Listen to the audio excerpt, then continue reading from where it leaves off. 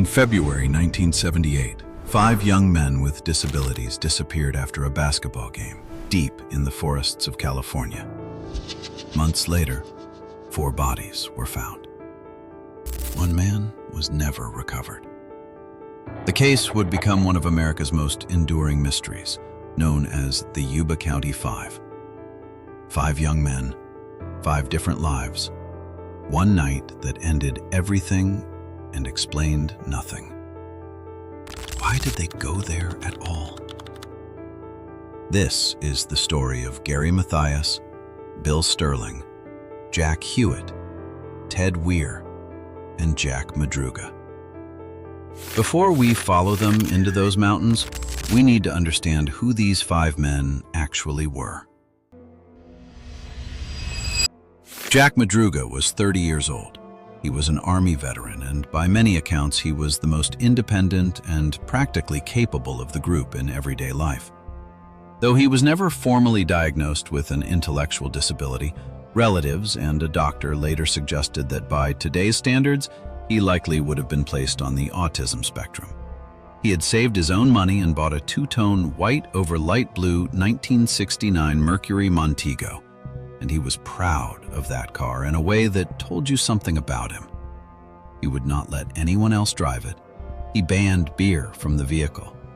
He disliked rutted dirt roads because he was afraid of damaging them. That car was his. He protected it. The idea of Jack Madruga voluntarily leaving that car stranded in a snowbank in the middle of a forest goes against everything we understand about who he was.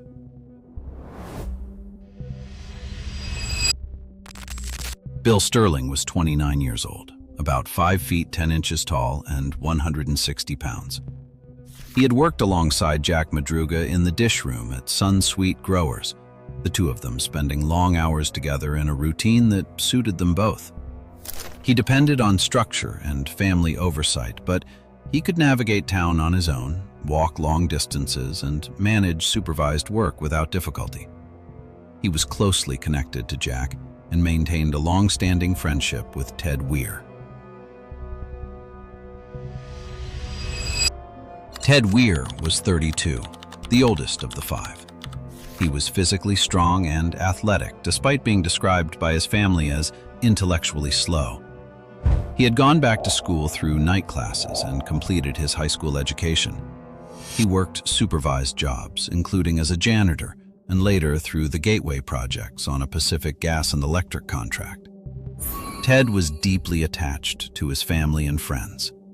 He was especially protective of Jackie Hewitt, often helping him with everyday tasks. Jackie Hewitt was 24, the youngest of the group. Described as the one with the most significant cognitive limitations, he also had a mild speech impediment. But Jackie was not without capability. He handled outdoor tasks, rode his own motorcycle, did odd jobs, and moved through life with a certain independence. He followed Ted closely, the way you follow someone who always looks out for you. Gary Mathias was 25 and different from the others in a specific and important way. He had no intellectual disability. He was a former high school football player, a rock band frontman, and an Army veteran. After his honorable discharge, he had been diagnosed with paranoid schizophrenia, but he had responded well to treatment. His hallucinations stopped. The violent episodes that had marked his past became history. His doctor later described him as a treatment success. He was more independent and self-directed than any of the others. He also had a history that the others did not. He had been charged twice with assault before his treatment was stabilized. Before we go deeper into the case, type "still here" if you're following this dark turn. All 5 of them had found each other through basketball. They played together for the Gateway Gators through the Yuba City Vocational Rehabilitation Center. Basketball was not just recreation for them. It was structure, community, and purpose. They were good at it. and they were proud of it. They had been preparing to compete in a Special Olympics tournament in Sacramento on February 25, 1978. The winners would receive a trip to Los Angeles. They wanted to win. The night before the tournament, February 24th, they drove 50 miles to California State University at Chico to watch a basketball game between Chico State and UC Davis. This was not unusual. They were basketball people. Multiple witnesses later confirmed that all 5 men remained at the game through to the final buzzer. There were no disturbances, nothing unusual. They were calm and happy. Just 5 friends watching a game they loved. After the game ended, rather than heading directly back toward Yuba City, the group made one more stop. Sometime shortly after 10 in the evening, they pulled into Bears Market in Chico, about 8 minutes from the gymnasium. The night clerk, Mary Davis, was working alone. Their late arrival meant she had to stay longer than planned to complete her closing procedures. She later told investigators and reporters that she could tell they were, in her words, a little different. But she was clear about something else. They were happy. They were laughing and joking with each other, clearly enjoying themselves. Whatever was about to happen had not yet begun. To Mary Davis, in that convenience store, they were just 5 young men in a good mood on a winter night. If they left Bears Market anywhere between 10 and even 10:15, they should have been home in Yuba City by 11. They were not. It was Juanita Sterling, Bill's mother, who first realized something was wrong. She woke up at 2 in the morning and her son was not home. She called Mrs. Madruga, who confirmed that Jack was not there either. At 5 in the morning, Mrs. Weir called, asking the same question. Nobody was home. Nobody knew where they were. The family spent the day hoping for a simple explanation. Maybe the car had broken down. Maybe they had gotten sidetracked somewhere. They waited through Saturday, February 25th, and eventually filed a missing persons report around 8 in the evening. Investigators first searched Route 99, the direct highway between Chico and Yuba City.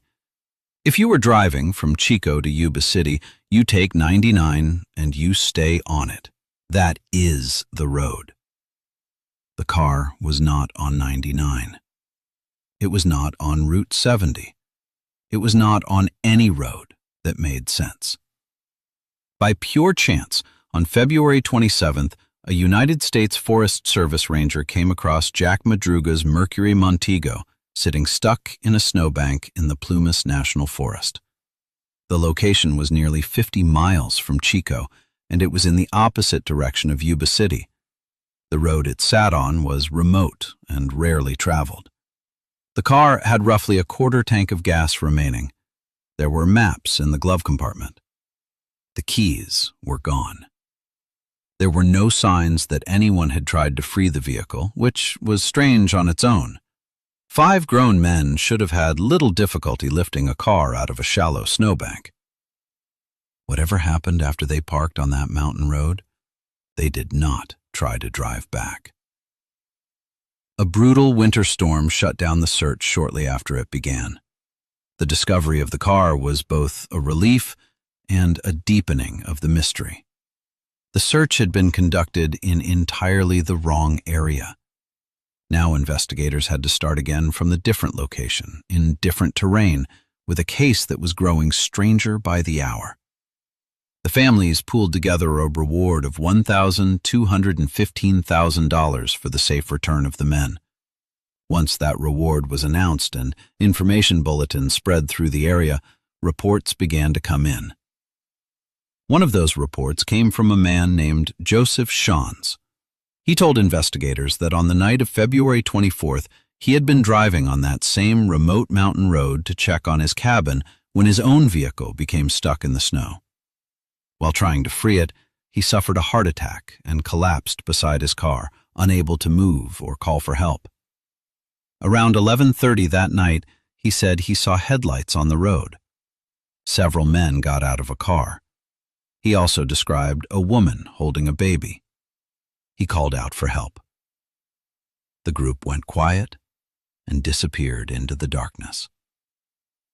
About 2 hours later, he saw flashlight beams again, but no one ever came to assist him. When Sean's recovered enough to walk down the mountain the following morning, Madruga's car was in the exact spot where he had seen the group of men. Investigators were never able to confirm that a woman and a baby were present on that road that night. It has never been established who, if anyone, might have been with the 5 men. Sean's had been in severe physical distress when he claimed to witness all of this. Whether he saw them clearly or whether pain and shock altered his perception, no one can say with certainty. His account only added layers to a case that was already difficult to understand. The snow held everything in place through the winter. Then the spring came. On June 6, 1978, 3 motorcyclists riding backcountry roads came across a remote United States Forest Service maintenance trailer with a broken window. The smell coming from inside was unmistakable. They looked through the window. They found the body of Ted Weir. The trailer was located approximately 20 miles northeast of where Madruga's car had been found. To reach it from the car, a person would have needed to travel uphill, then split off the road to descend around 1,200 feet, then climb again, moving deeper into the mountains the entire way. In winter, in the dark without proper gear, covering that distance would have been an extraordinary physical undertaking. Ted Weir, who had weighed around 200 pounds, had lost 80 of those pounds by the time he was found. He was fully clothed. He had wrapped himself in approximately 8 layers of sheets. His belongings were arranged on a table beside him. There was a partially melted candle. There was also a gold Waltham wristwatch missing its crystal. It did not belong to Ted. Based on his beard growth, investigators estimated that Ted had survived in that trailer for somewhere between 8 and 13 weeks. He had been alive, possibly for more than 3 months after he disappeared, alone in a mountain trailer while winter slowly released its grip on the forest around him. And here is the detail that changes the entire emotional texture of this story. In the shed attached to the trailer, there was a locker containing enough food to sustain all 5 men for more than a year. Ted Weir never opened it. In another shed there were matches, fuel, and a propane tank. He never used them. He had broken a window to get inside, wrapped himself in sheets, and waited. The cause of death was determined to be either exposure or gangrene that had taken hold in his feet, leading to blood poisoning. Perhaps both. He appears to have survived for weeks, possibly months, without ever using the resources that were within reach of him. The following day, June 7th, the bodies of Jack Madruga and Bill Sterling were found along an access road leading toward the trailer. Madruga was found lying face up, missing his right arm due to animal scavenging, but still clasping his watch in his left hand. The keys to the Mercury Montego were still in his pocket. Sterling's remains were largely skeletal from scavenging and were more difficult to identify. Investigators believed that Madruga and Sterling likely never reached the trailer. The working theory was that one of the 2 men had collapsed from exhaustion or hypothermia somewhere along the access road, and the other had stayed beside him, unwilling to leave, until he too succumbed. In life, the 2 men had been inseparable. It appeared they were inseparable at the end as well. On June 7th, members of the Hewitt family were searching the road leading to the trailer. One of them came across Jackie Hewitt's jacket. Underneath it were his remains. Jackie was the 4th of the 5 to be accounted for. That left one question that could not be answered. Where was Gary Mathias? His sneakers were found inside the trailer. He had been there. But Gary Mathias himself was never found. Not then, not in the weeks and months that followed, not in more than 40 years since. His body has never been recovered. His father told the Washington Post that when he searched those mountains, what he looked for most was his son's glasses. He thought, even if the bears had taken everything else, they would not have eaten the glasses. He never found them.